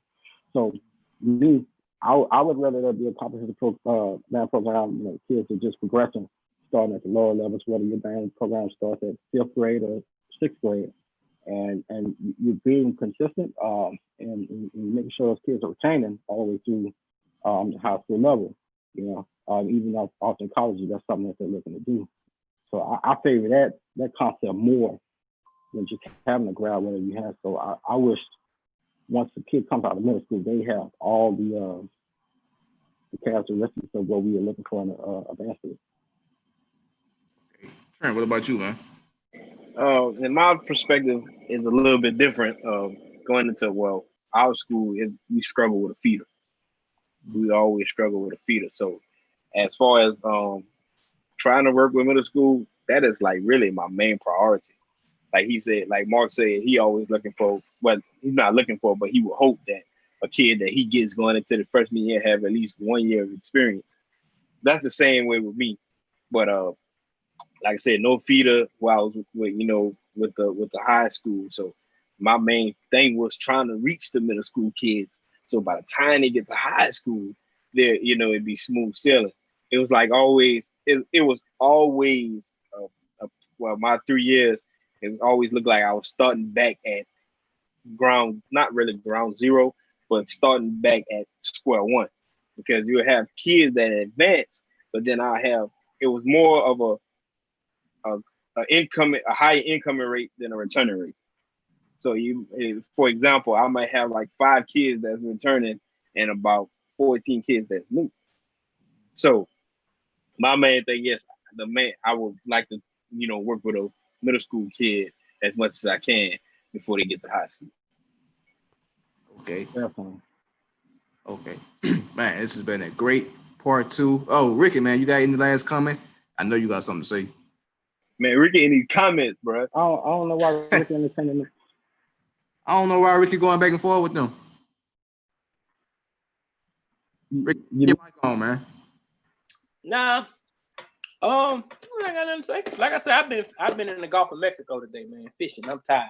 I only did this interview because it was y'all two, man. I've been doing interviews since Friday. So. And why you going back and forth with them clowns, man? Because they mom on Section 8. Man, and, hey, D, who is Lakia Brown? Ricky, I don't know these kids. I can't believe it. Well, I'm about to roast your ass for 5 seconds. Lakia, I bet you built like Grambling bass drums. I bet you IBMJ. IMB. Boy, you can't even spell your name. You IMB. Boy, you look like a software chip. Who is Jay Gaming? Hey. Boy, your mama pussy popping on the headset in front of man. Thank y'all for watching this interview, man. Shout out to Marc. Shout out to Latrent, man. Hey, bro. Hey, dog. Boy. Hey, man. Oh, Jay, hey, man. Jay Gaming. I bet your mama got 3 teeth. One of them off, 2 in her pockets. She got a 2.3-piece lace front. That bitch, man, leave them kids alone, man. First of all, I want to know why they got you hot, because I'm not seeing the comments. What's the reason? They talking about everybody on the interview, so I'm trying to defend everybody. Ricky, I'm not worried about that, Ricky. I'm not worried. Ricky look like you still a honey bun from a corner store. Hey, that direct deposit hitting every 2 weeks. I'm not worried about that. Hey, okay. Hey, let them know, Marc. I can afford to go on charter trips in the Gulf. That trip was $750. Everybody, and so, man, Ricky done got sidetracked 5 times, 10 times. That's around the kid. I see Smash Time in the comments, man. Shout out to Smash Time, bro. We had a long talk. Shout out to Smash Time. That dude, they're always supportive. Whatever event I need done, you know what I'm saying? He always come out. Time. I really like the footage. I ain't gonna lie, y'all. It's gonna be, bro. It's I think it's gonna be a nice season if everything come together, because almost every band in Baton Rouge got a band director now. Yep. Everybody on the come up, bro. Yeah, I wanted to say that it looks like the Baton Rouge 225 seems like they're gonna come back on the come up. I see Glen Oaks got a band director, McKinley got a new band director, Struma got a new band director. Tara, where your boy? Who?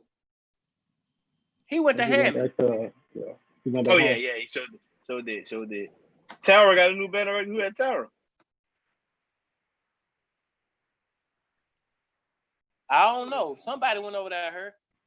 Shout out to Baton Rouge. Even White Castle about to come back on the map, man. Hey, listen. Ain't these some of the same kids when we go out of town, did the events, they ride with you and we got to damn near buy them something to eat? They ain't got no money? Man, get out the comments, Rick. Right. Leave that alone, man. Man, listen. And who is Lakia Brown? Rick, bro, Lakia. hold up. Let me get her right quick. Because I'm trying to be humble, bro. They say, don't you? Well, I mean, aren't you getting supported by yours? Isn't she putting food in your stomach and clothes on your little body, shoes on your feet? So we in the same.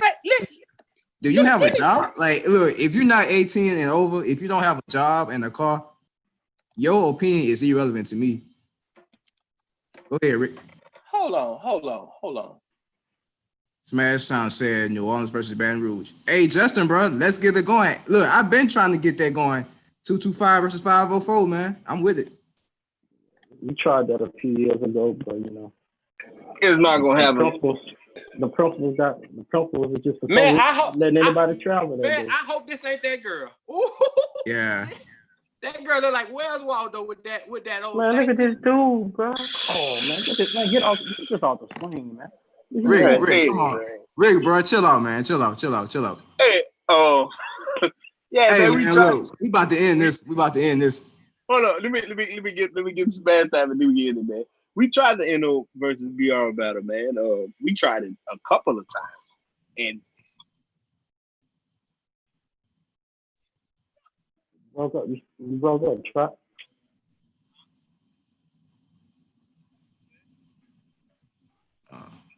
Trent, bro, we can't hear you, man. Yeah, your phone keep going to mute. Yeah. might be my headphones. All right, you good now? Yeah, I see. For some strange reason, they don't want to meet up. This boy say he from Port Allen. And to be honest, Smash Time, don't you try to do that all the time and it doesn't go as planned?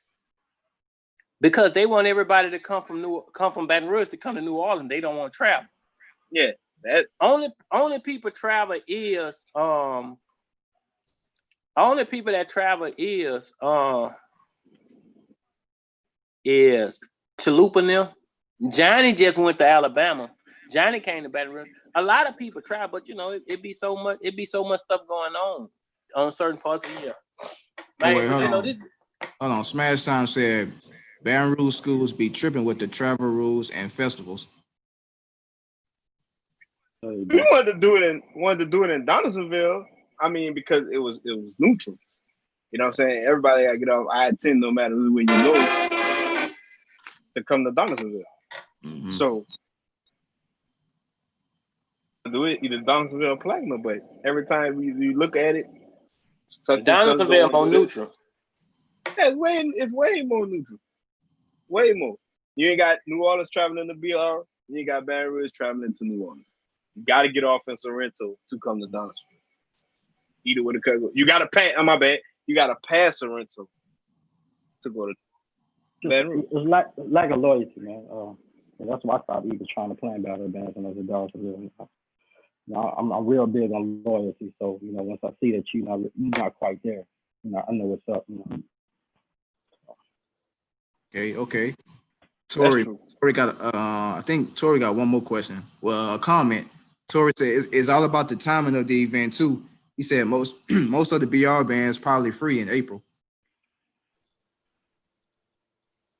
So yeah, that's probably true. Yeah, because Baton Rouge school, like even a lot any Louisiana schools be coming off of Mardi Gras going to concert festival. So that got to be playing timely. Like you got to catch them right before you got to do that right before the week before they get out of school, that weekend before the Bayou class. That's the only way you can pull that off. Are you doing it, like you said, are you doing it in April? I mean, everybody should be free in April. But a lot of schools bring up we getting ready for festival. But I mean, it doesn't take much to just jump into it and start doing like festival was in March in Louisiana. I mean, late April, before you get to graduation season is usually a great time for that. But like I say, if somebody really want to do something, they're gonna do it. Yeah, You ain't worried about what your principal say. That's the only time you hear somebody talk about what their principal won't let them go somewhere. I mean, you done been everywhere. You done marched around Piggly Wiggly. You done took your band to the bone. But now that we need you to come support what we're doing, you gotta go see what your principal says. Somebody type somebody just typed, you have to remember most New Orleans bands have a brand and their director think they deserve to get paid. Well, some of them do have brands. And like a lot of people have brands with bands like they band a Notice and they band is loved in the band world in their community and all over the world. But are their band up to par? But when you take all the brand and all that away, are they up to par to get paid to come? Man, that's the thing, man. If you pay one, you got to pay all the bands, just to make it fair. Yeah. Like, every time a band does a battle of the bands, it's a fundraiser. You know, if my band's selling World's Finest Chocolate, what good does it do to give it to you for free? I'm losing money. I'm doing it to make money. If your band's gonna host a battle of bands, we'll come to it. You know, one person I really want to shout out. You know, Rick, I know you can test to this. Tamika at Russian Mary. Russian Mary. Everywhere. You know, Tamika going. You know, they band showing up at everything. Hey, you Marc, gotta I'm worry gonna about add her something to backing that. out. I'm gonna add something to this. If you go to her and support her, she's gonna forever come to you. But once you skip out on her, she ain't coming back. And the thing with me, like if I know that we're not coming, I'm gonna let you know like soon as I know we're not coming. It ain't gonna be no day before or the day of. It might be the day you send an invite. I'm gonna look at the calendar. Can we make it? Probably not. I'm not gonna say yeah if I don't think we can. I might just go ahead and give you that no early. You know, I'm not gonna string you along. You know. I usually do like I try to make as many performances events as I can because I want to return a favor. But a lot of times, man, a lot of issues that we had was we was like always beginning. So yeah, we coming, but if we not ready that Thursday, I'm not even trying to waste no money to go. But that was my main thing. If we can make it, we was going. Like I said, it pretty much just sums it up to be loyalty. And but you know something though, Trent? By you saying if they looking like that on Thursday, you're not gonna go.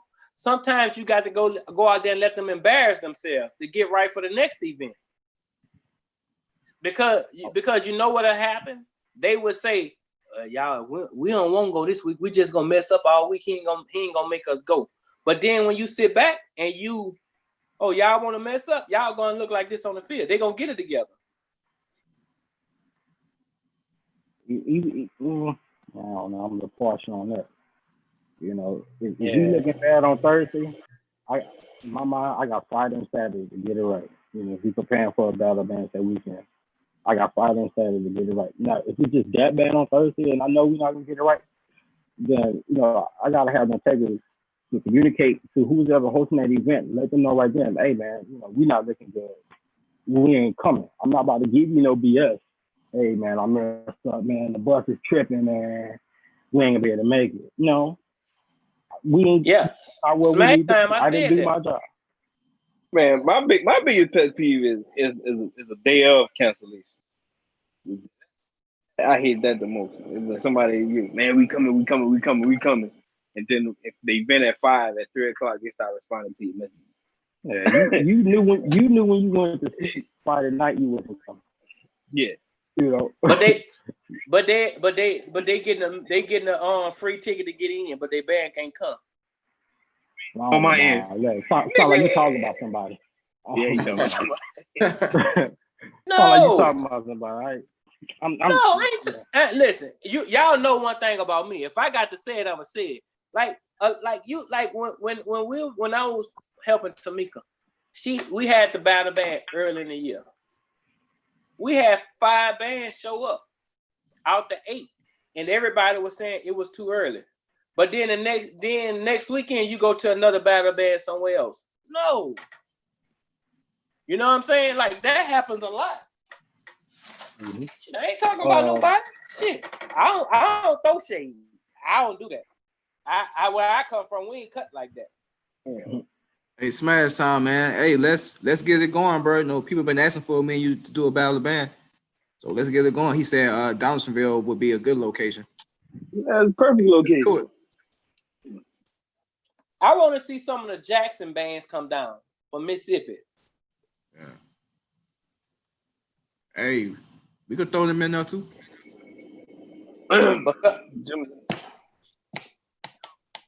But yeah, man, it's been a great interview, man. It's part 2. Hold on. Smash Time say LMEA is always an excuse for bands. Nah, Smash Time, Justin, you can't say that because the district music supervisor requires you to go there. If you don't take your band there, you're going to lose your job. And I get what he's saying. He's saying that if you ask them in the spring, 9 times out of 10, they will say, man, we get ready for LMEA. Even after it's over, after you did the festival, you'll hear somebody say, man, we just finished LMEA. Man, we about to hang it up for the season and just get ready for graduation. So, I mean, school run through in the May, right? yeah, but you know, some of them holler that. All right, and then some of them be tripping and be like, yeah, man, we got LMEA and don't even go to LMEA.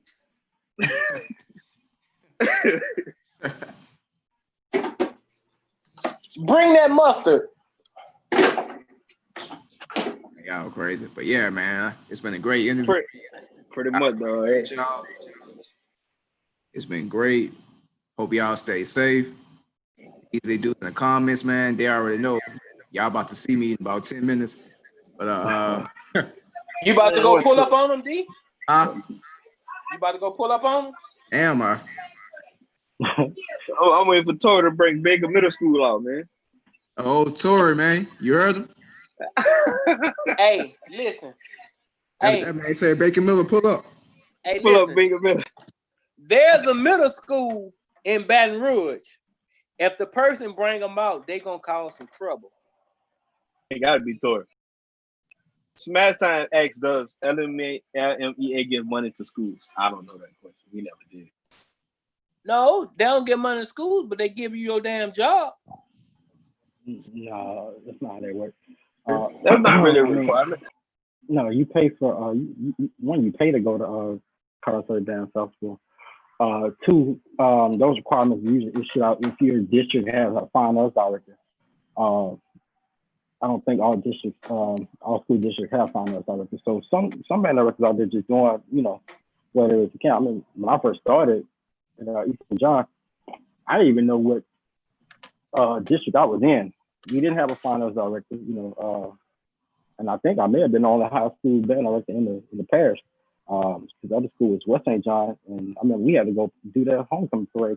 They didn't have a band program, so I was kind of lost, on the scene when I first got to East St. John. I didn't know who to go to for anything. I didn't know where to register my band for stuff. I didn't know what district we was in, none of that stuff.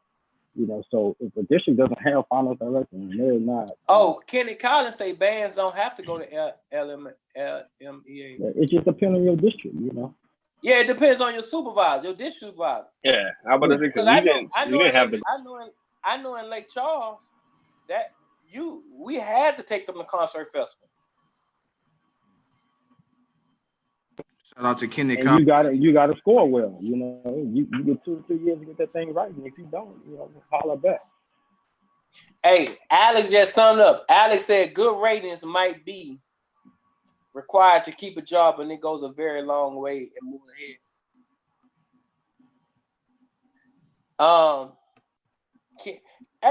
Shout out to the great Kenny Collins, John Derrick. He said, shout out Kenny Collins. Once my band is in concert mode, we stay there. Man, Kenny Collins, bro, that Moonlight, man. That Moonlight, nasty, bro. You must have been on the moon when you was hearing that one. God, Mark, the dude is shout out talented. to Kenny Collins. Yes, he is, bro. Kenny Collins is a drummer, bro. He's doing a lot of things. I just was about to say he got to be one of the most talented drummers arranging. Yeah. Now don't get me wrong, Jared at Alcorn, he doing his thing, but man, Kenny do like that. What it was, Wishy Washy. Yeah. That no more drama, wrecking ball. Bro, How do I ease the pain? I had his SoundCloud as a workout playlist when I was working out. I gained a weight back though, but you know, dog. And look, hey, look. Then you know when he been had a hit. When he finished directing, he do this here.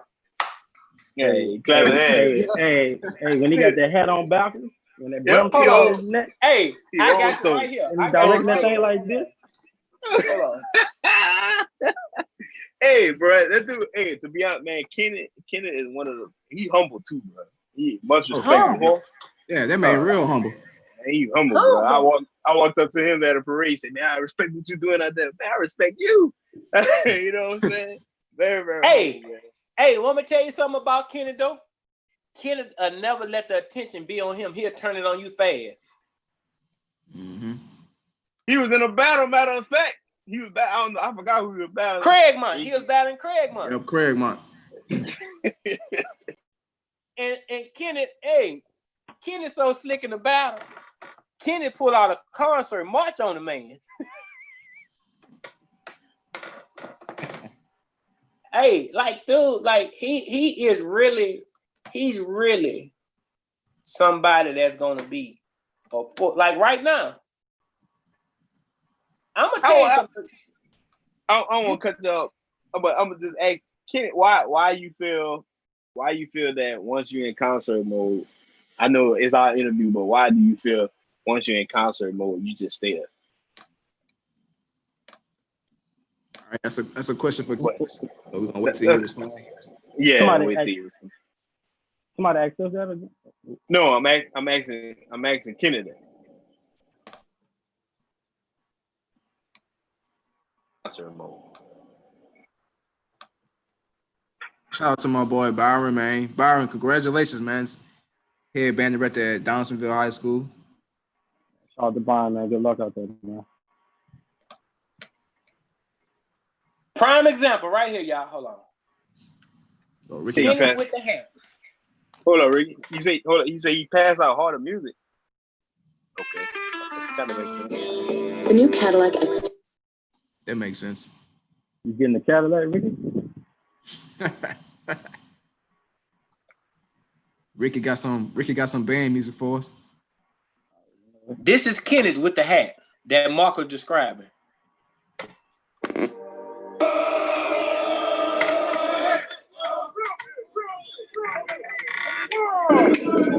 One, two, ready, stop!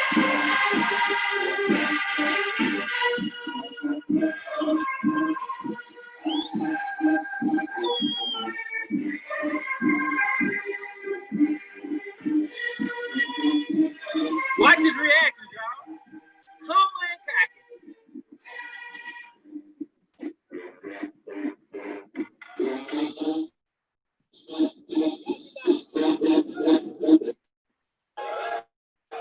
Rick, turn your camera on. All right. Rick don't. Yeah, Rick 86 himself. Rick, man, hop back on, bro. Man, shout out to Byron, man. Good luck, bro. Good luck, bro. Shout out. But yeah, man. Shout out to y'all, man. Thank y'all for this interview, part 2, man. Y'all stay blessed. Y'all stay healthy, man. And I'll see y'all boys soon, man. All right, man. Appreciate it, man. Good interview, man. All right. Ricky will come back looking for us. Ricky, man, we out, bro. We out, Rick. All right, y'all.